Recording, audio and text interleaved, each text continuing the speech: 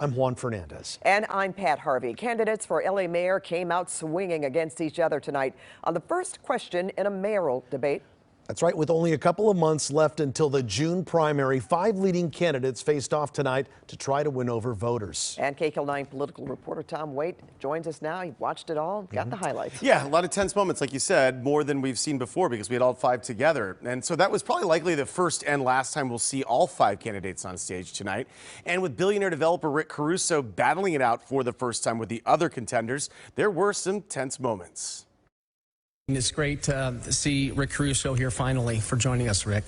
Candidate for mayor Joe Buscaino taking the first of a barrage of shots at billionaire developer Rick Caruso, who for the first time took the debate stage with the other top 4 polling candidates for LA mayor. The first topic, the homeless crisis. Caruso shot back at councilmember Buscaino. Since you've been a city councilman, there's 700 more people on the streets in your district alone.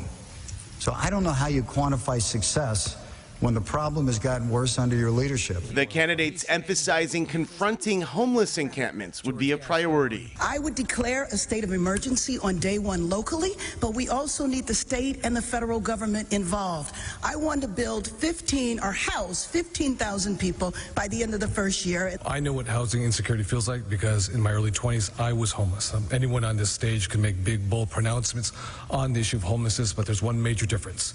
And that difference is that I'm already doing something about it.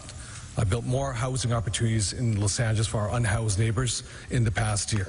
It's irresponsible to say homeless issue is only about housing. We have a drug addiction epidemic, dangerous meth. People are not in the right mind frame to say yes to help. We should be saying to people experiencing homelessness, the streets are dangerous for you. It's no place for you to live. We have a place for you, but there's going to be a choice date after which you can't stay here because our public spaces need to be safe and accessible for everyone. What you can't do is say we're going to allow certain encampments to be in some parts of this city. And the candidates sparred on crime. We need to hire mental health specialists to get our LAPD officers off the mental health front lines and back on the line of duty to protect and serve. And in my office, I want to have an office of community safety so we can prevent the crimes of the future and make the investments in communities that will do that. And instead of taking a look at our city and saying the pie is only so big, and so we can only afford to do so many things, and if we're going to add more officers, we have to cut other things, why don't we focus on growing the pie? But as the hour-and-a-half debate pressed on, the candidates kept up their attacks on Caruso. I'm prepared to release my taxes tomorrow for the last 5 years. Are you? Believe me, I pay my fair share plus. The contenders also came at Caruso for his extreme wealth. My work trip is not on a $100 million yacht. Okay. All right. The issue. I'll just be 5 seconds on this. Just stipulate. The LA City Council is the highest paid city. You know, you can't let the rich break the rules here tonight. All right. And Caruso fired back. There's a great difference here. There's 63 years of career politicians on this stage, a lot of great ideas, none of which were implemented before they ran for office. So there's a lot of empty promises. Oh, you know, Rick, you're my friend.